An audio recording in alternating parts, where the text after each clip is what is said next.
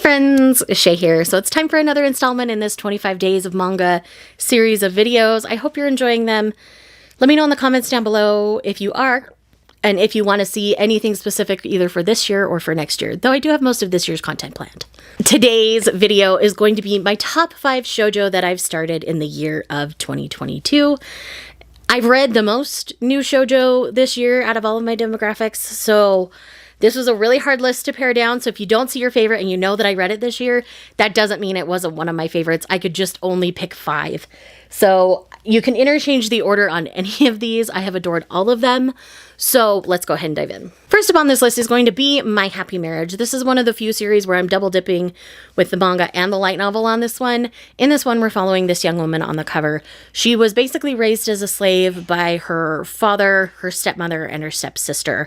Her stepmother was the lover of her father before he met her mother. There was basically a political marriage because she was supposed to come with certain powers because of her mother's bloodline. She did not. Therefore, when the mom passed away, he basically wanted nothing to do with his daughter, went back to his previous lover, and that's how that ends up in their family dynamic. So when a family, neighbor, friend comes to quote unquote rescue our heroine and try to marry her, Daddy decides that she's not good enough for him and sends her off to someone who's actually higher ranking than the neighbor. But he is notorious for turning away brides after a couple of days. So Dad's like, I can send her off to him. She'll be shunned forever. I won't have to deal with her. And promises the neighbor to the stepdaughter.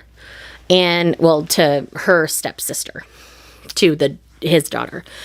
But anyways, so as she goes into his house, he starts treating her like he's treated everyone else. Very cold, very distant, but she's used to that. And so she just kind of goes along with it. And he starts to become intrigued with her and gets to know her better.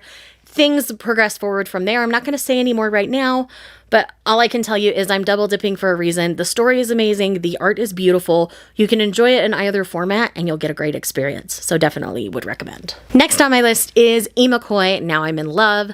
This is a new, really sweet high school shoujo. If you're a fan of Honey So Sweet, this is going to be a really great option for you.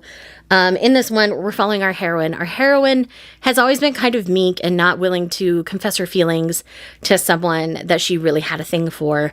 He's moved on. He's with somebody else. And so when she starts to have feelings for our hero here on the cover, she's a little more bold and tells him how she's feeling, and they begin to date.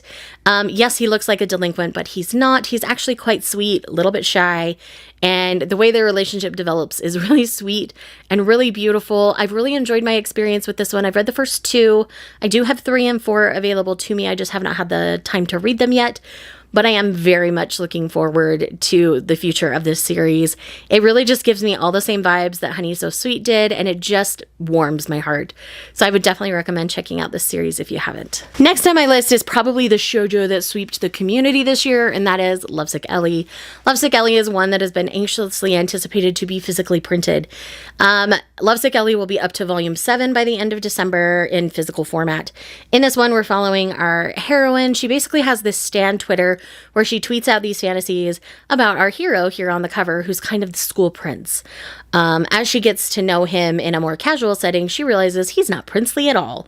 But at the same time, she still has fantasies about him. He finds out about her stan account, and things start to develop from there.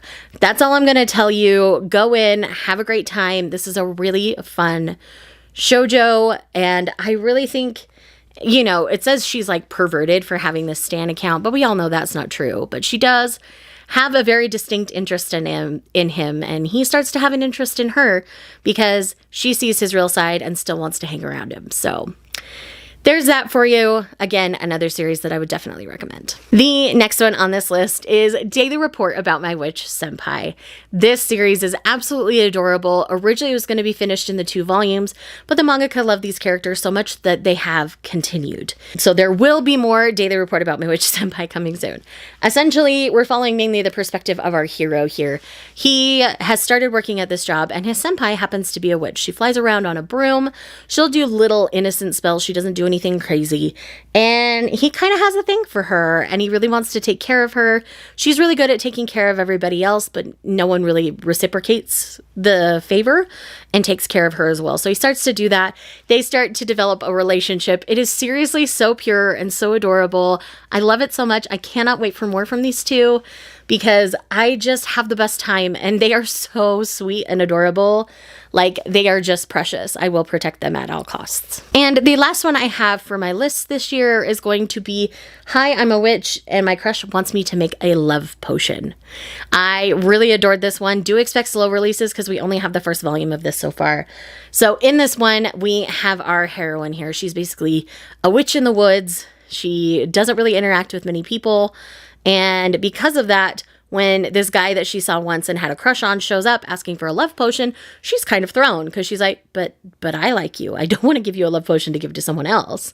We find out the real reason why he wants the love potion throughout the course of the volume, but I'm not going to tell you what that is because that's a spoiler. But anyways, she's like, I will make it if you fetch me these ingredients. They're very hard to get, can be very expensive, all those kinds of things. And so he slowly goes about the tasks. So she has excuses to see him, and things start to develop between the two of them. It's really, really cute. I definitely recommend it. It is going to be slow releasing, so just be prepared for that. But still, I absolutely love and adore it and would definitely recommend checking it out. So my friends, that is everything that I have for this particular list this year. Let me know in the comments down below what your favorite shoujo of the year was that you started. And if you're here just because you love me, leave me some sort of witchy related emoji, and I will see you guys in the next one. Bye. Was it all just a dream, just all in my